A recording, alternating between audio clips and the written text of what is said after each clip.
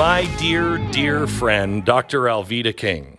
I don't know if you even remember this, Doctor, but you sent me an old, it's like a poster or a print of your uncle and the other martyrs, and I just hung it back up on my wall here at the ranch just the other day, and I was thinking about you. How are you? She didn't hear me. Is she there? I'm here. I'm sorry, Glenn. I was on mute. Oh, there you are. I absolutely remember. Oh, I'm sorry. You remember when we did that? You did Restoring Honor. You asked me to stand with you. Yeah. I remember you told me that you and your wife get on your knees and pray when your children were growing up with the door open so they could see you praying. I remember so many things as we reflect. Now we're going with the moms in a few days, and we're going to stand with the moms right back in the D.C. area. Yeah. So I'm ready to do it again, my brother. I remember. Yes, I remember. All right. I'm with you. So tell us about why this is so important and what's going to happen. We are going to actually march peacefully, nonviolently, and prayerfully, and we're going to stand in the nation's capital once again and implore God to hear us and help to rescue not only this generation and not only the children, but for those to come. And you know, we know what the power of prayer can do. We know what the power of unity can do. We know moms of for liberty and mothers and, dads across America and grandparents even impacted the election a little while back. They were so outraged at what was happening to their children that they took over many of the school boards in this country. And so I'm just saying, we're going to encourage people to not give up, to fear not, to be engaged, to be present, and to trust God. Now, Glenn, I don't worship you. I worship God. You know that. But I always was so glad to be on the Glenn Beck show. It was something to be on the Glenn Beck show. Yeah. So to share the airways with you now.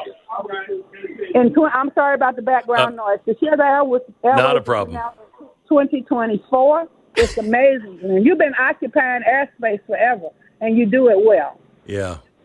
Thank you. Well, Alveda, when we did Restoring Honor together, you could feel, everybody felt it that was there. It was not a political. Yeah, it was not a political rally. It was much more of a spiritual movement that really marked people. Is this the kind of feeling that you're expecting again at the Jefferson Memorial? There was an impromptu flyover with us in the airwaves when we were there then. Right. I'm expecting I expect the people of America, because when they hear you, when they hear me, we're always saying, be courageous, have faith, have hope, have love, don't give up, fight back spiritually. We don't have to do violence. We can fight with prayer. We can fight on our knees, man. So I'm expecting that, this is going to move the hearts of America. I'm asking God to touch people's hearts, to let them not be afraid, but to be present. Be present. Don't be violent. Don't be afraid. Don't be angry. Be present. Would you tell the story of the time that you spent in jail and your daughter, your father let you spend the night in jail and what that was all about? Because I think that's important when you look at a march and how serious you are when you say, no, this is not about anger. It is not about anger. And I remember it was in the 1960s. I was a youth organizer, and we had been trained well to not fight, not to be violent, not to answer the taunts, just sing and pray and march for freedom. And that's what we did. However, on this particular occasion, we had gone to City Hall, and we did what was called a lie-in. And you may have seen some of the pro-life youth do that in D.C. They lay down on the ground and pray and won't get up. And so one of the officers stomped in my girlfriend's stomach, and she was defenseless. I was about 128 pounds, Glenn, if you can imagine that then. I literally pulled the man off of her and threw him against the wall. I had that much adrenaline. So obviously you cannot accost an officer of the law. You can't do that. So they tried to hold me, but I was so upset they had stomped in my girlfriend's stomach. So they threw me in the paddy wagon. They shot some kind of nerve gas in my arm and threw me in the paddy wagon. I get to jail. Daddy had gone on home. He led the peaceful part of it. He had gone home. Daddy, I'm in jail. Come get me. Daddy, come get me.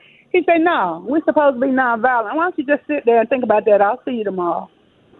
And I had to go back and study the principles of nonviolence. I had to ask the Lord to forgive me. I had to pray all night because I couldn't sit down in that jail cell anyway. It had a hole in the floor, a nasty, funny-looking toilet, and some water attached to the toilet, water fountain. I'm like, oh, my God. So I just prayed all night. And he said, if you're going to be in this fight, you're going to have to love, you're going to have to repent, you're going to have to forgive, you're going to have to accept that there's one blood and one human race. You're not different races, and you cannot hate anybody. And he taught me that when his brother was shot. I remember that when he was killed and thrown in the pool. My granddaddy, when my grandmother was shot in 1974, granddaddy went to the jail and told the man who shot his wife he forgave him. I was like, how can you do that? But I've learned, and so that's who you know today, Glenn. And you've seen me in action. We've been out on the front lines, even when we went down. It Texas when we went down to the border? And that was a high-risk trip you took us on, and we saw those children who were suffering so much. My God, I've been on the front lines with you many times, and I'm glad that you are still occupying the airwaves.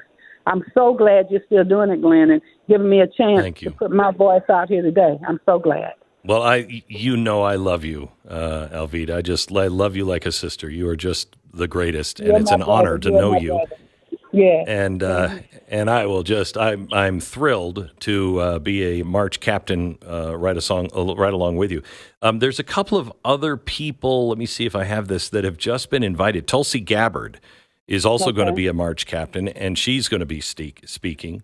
And several other people are coming. And this is not a political rally. It is not It is standing political. Right. It is standing against the things that, are trying to take our children away from the parents and make the government a parent. But that shouldn't be political. No, it's life, liberty, pursuit of happiness, the opportunity for parents to be present in their children's lives to make wise decisions for their safety and protection. This is what it is. It's not political. As a matter of fact, I have stepped away from politics and I began to pray. You know that about me. So it's not political. It's emphasized. And anybody who's saying, well, if it's not political, I can come because I'm not going to vote. I'm not political. Yes, you are going to vote. You better vote for Christian values, and you better do it quick. But so it's not political, but it doesn't let you off the hook. We better vote for Christian values, Glenn. We better. We got to do it. Yeah. Thank you so much. Alveda King, always great. We'll talk again, and we'll see you in a couple of weeks in Washington, D.C. Yes, Thank my you. friend. God bless. God bless you. That is the March for Children. You can go to marchforkids.com, marchforkids.com, and find out all about it. You need to encourage your church, your neighborhood, your friends.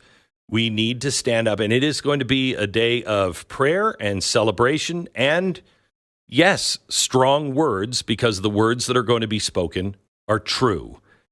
These are our children. They do not belong to the government. They do not belong to the world of science to be experimented on.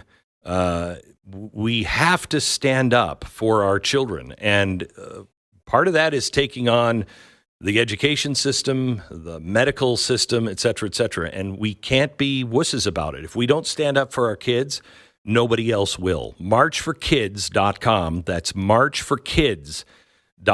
It's coming up at the end of August. All right. Our